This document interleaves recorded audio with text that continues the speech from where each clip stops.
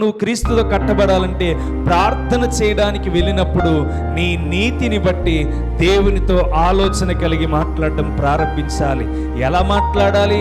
ప్రభువా, నీ చిత్తం ఏమిటో నాకు తెలియచే, నీ మాటలేంటో నాలో ఫలింపచే, నీ మార్గమేమిటో నాకు బోధించు, నీ ఆలోచన విధానాన్ని నాకు నేర్పించినప్పుడు ఇదిగో నీవు నా యందు ఉన్నావు గనుక నేను నీ యందు ఉన్నాను గనుక తండ్రి మన ఇద్దరి వలన మహిమపరచబడతాడని చెప్తున్నాడు. అందుకని మోషే ఎప్పుడైతే కొండ మీదకి వెళ్ళాడో, వెళ్ళిన మొదటి దినం మొదలుకొని ఆ యెహోషువ కింద లెక్క వేస్తూ ఉన్నాడు, కానీ పైనున్న మోషేకి మాత్రం డేస్ మాత్రం గుర్తులేనే లేవు.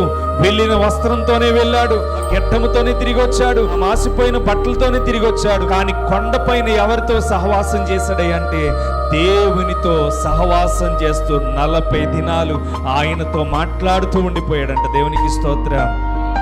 యొక్క జీవితంలో కూడా దేవునికి ప్రార్థన చేయాలనే అనుభవం వచ్చినప్పుడు, దేవునితో మాట్లాడాలనే అనుభవం వచ్చినప్పుడు, దేవుని మార్గాలను కనుగొనాలనే ఆలోచన వచ్చినప్పుడు, దేవుని విషయముల మీద దృష్టి పెట్టాలనే అనుభవం వచ్చినప్పుడు నువ్వు చేయవలసిన మొట్టమొదటి ప్రిఫరెన్స్ ఏంటో తెలుసా?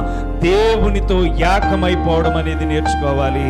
ఎప్పుడైతే దేవునితో ఏకమైపోయి ఆలోచన కలిగిన ప్రార్థనలు నువ్వు చేస్తావో, క్రీస్తుతో పాటు ఎలా కట్టబడాలో నీకు నేర్పిస్తాడు, క్రీస్తులో నువ్వు ఎలా ఎదగాలో నేర్పిస్తాడు, క్రీస్తు అనుభవాలేంటో నీకు నేర్పిస్తాడు.